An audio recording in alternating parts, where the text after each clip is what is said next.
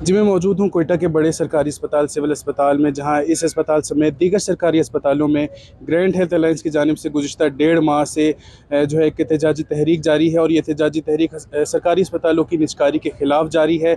और इस दौरान जो है हर सरकारी अस्पताल में सुबह 9 बजे से लेकर 11 बजे तक जो टोकन स्ट्राइक है ओपीडी की बिल्डिंग में वो जारी है, जिसकी वजह से मरीज़ों को काफ़ी मुश्किलात का सामना करना पड़ता है। मज़ीद जानते हैं यहाँ पर मौजूद ग्रैंड हेल्थ अलायंस के अरकान से कि उनका इस एहतजाजी तहरीक के बारे में मज़ीद क्या इज़हार ख्याल है और ये सिलसिला कब तक जारी रहेगा। जमाल शाह काकड़, कोर कमेटी, GHC बलूचिस्तान। जहाँ तक एहतजाज की बात है, एहतजाज को 1.5 माह नहीं हुआ है, एहतजाज को हमारे तकरीबन 3 माह के करीब हो चुके हैं। हुकूमत से हमारा ये मुतालबा है कि सरकारी अस्पतालों को बेचा न जाए, हमारा फर्स्ट मुतालबा ये है। दूसरा जो है, हम कंटेक्ट की पॉलिसी के ख़िलाफ़ है। किसी डॉक्टर, पैरामेडिक्स, नर्सेस, पैरामेडिक्स समेत इनको कांटेक्ट पे ना लिया जाए। इनके जॉब चूँकि टेक्निकल जॉब है, अगर आप डॉक्टर्स को कांटेक्ट पर लेंगे तो डॉक्टर आखिरकार मजबूर हो जाएंगे बाहर मुल्क जाने के लिए, क्योंकि स्किल हमारे पास डॉक्टरों की बहुत कमी है। तो हमारा मुतालबा ये है कि उनको जो है पब्लिक सर्विस कमीशन के थ्रू उन्हें जॉब दिया जाए।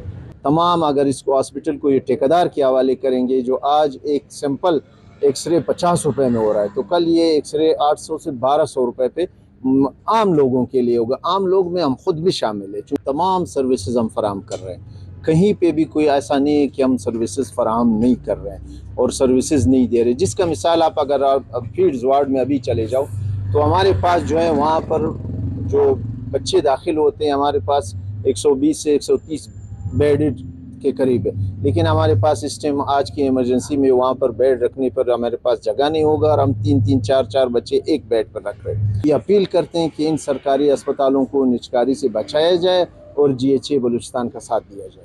मेरा नाम डॉक्टर सादिक अमीन है। मैं रेजिडेंट हूँ पीड्स वार्ड में सिविल हॉस्पिटल में, ऑर्गेनाइज़र हूँ सिविल हॉस्पिटल YDA यूनिट का।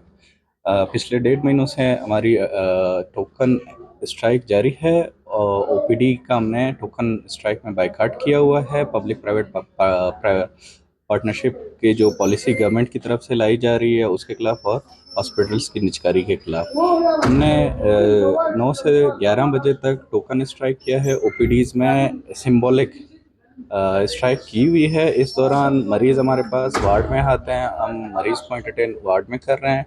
उसके अलावा 11 से 2 बजे तक OPDs फुली फंक्शनल हैं, वहाँ पे भी चेकअप्स जारी हैं। इस दौरान अगर आपको डेटा चाहिए, हमारे पास सारा डेटा मौजूद है कि हमने कितने मरीज़ों को OPD में देखा है, कितने मरीज़ों की एडमिशन्स हुई हैं और कितने वार्ड में हमने देखे हैं। जी, जैसा कि हमने जाना, ग्रैंड हेल्थ अलायंस का कहना है कि उनका ये एहतजाज सरकारी अस्पतालों की निजकारी और साथ ही साथ जो कॉन्ट्रैक्ट्स पर डॉक्टर्स की भर्तियाँ की जा रही हैं उसके ख़िलाफ़ किया जा रहा है, और ये एहतजाजी सिलसिला इसी तरह जारी रहेगा। अगर जल्द इनके मुतालबात मंजूर ना किए गए तो इसमें मज़ीद शिद्दत भी लाई जा सकती है।